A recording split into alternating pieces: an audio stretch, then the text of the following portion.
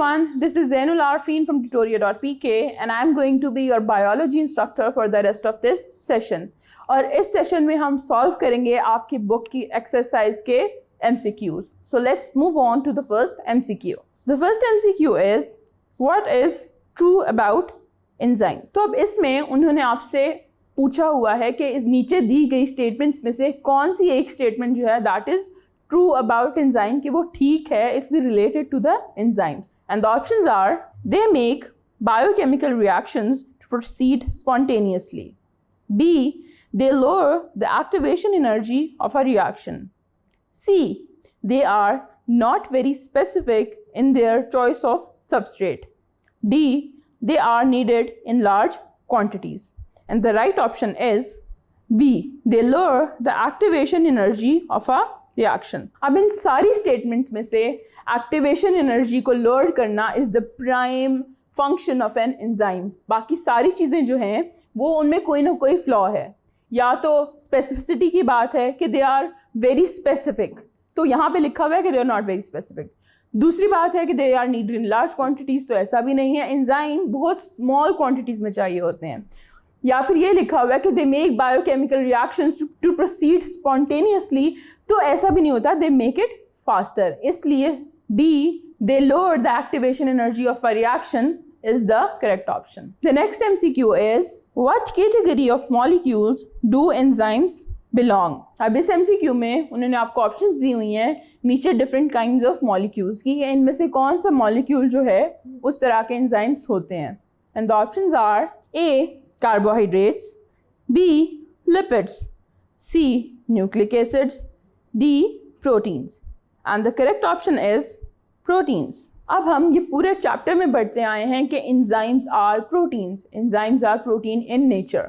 तो सारे के सारे एंजाइम्स जो हैं वो प्रोटीन्स ही होते हैं, वो और किसी फॉर्म में एग्जिस्ट नहीं करते. That is why D, proteins is the right answer. Now the next MCQ is, what is true about cofactors? तो अब ये एंजाइम के कोफैक्टर्स के बारे में पूछ रहे हैं कि नीचे दी हुई स्टेटमेंट में से कौन सी स्टेटमेंट जो है वो कोफैक्टर के लिए करेक्ट है. And the options are A, break hydrogen bonds in proteins, B, help facilitate enzyme activity, C, increase activation energy, D, are composed of proteins.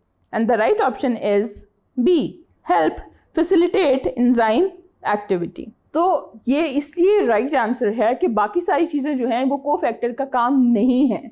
इसमें से कोफैक्टर का काम ही ये है कि वो एंजाइम को हेल्प करता है उसकी एक्टिविटी को इन्हांस करने के लिए, या समटाइम्स किसी कोफैक्टर के बगैर एंजाइम अपनी एक्टिविटी परफॉर्म ही नहीं कर सकता. जबकि जो बाकी ऑप्शंस हैं वो बिल्कुल रॉन्ग हैं कि ना तो वो एक्टिवेशन एनर्जी को इंक्रीज़ करता है, ना ही वो प्रोटीनिशियस इन नेचर होता है, और ना ही वो हाइड्रोजन बॉन्ड्स को ब्रेक करता है in protein. So the next MCQ is, prosthetic groups are. अब इस MCQ में उन्होंने आपसे ये पूछा है कि प्रोस्थेटिक ग्रुप क्या होते हैं, जो कि हम चैप्टर में पढ़ चुके हैं. So let's see the options. A, required by all enzymes.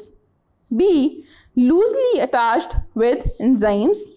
C, proteins in nature. D, tightly bound to enzyme.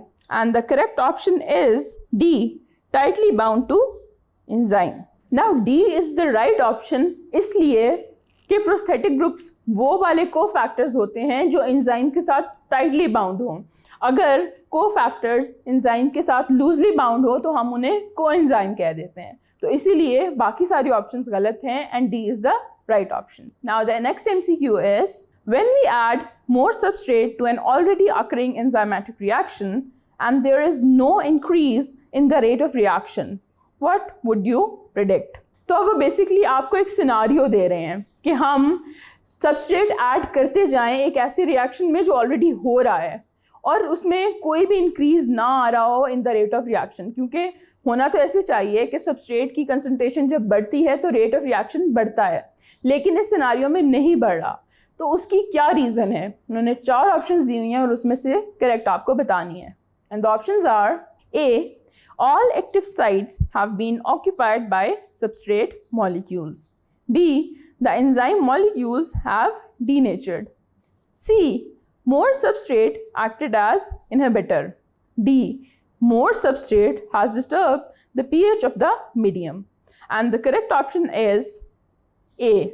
All active sites have been occupied by substrate molecule. तो A is the right answer वो इसलिए कि एक time के बाद जब enzyme की सारी बाइंडिंग पॉकेट्स में सबस्ट्रेट फिट हुए होते हैं तो हम जितना मर्जी सबस्ट्रेट रिएक्शन में ऐड कर दें उसकी वजह से रेट ऑफ रिएक्शन में कोई चेंज नहीं आता, ना तो वो कम होता है ना वो ज़्यादा होता है, वो एक स्टेडी स्पीड पे होता रहता है। तो यहाँ पे भी कुछ ऐसा ही हुआ है कि जब हम सबस्ट्रेट ऐड किए जा रहे हैं उस टाइम पे सारी एक्टिव साइट्स ऑलरेडी ऑक्यूपाइड हैं विद सबस्ट्रेट।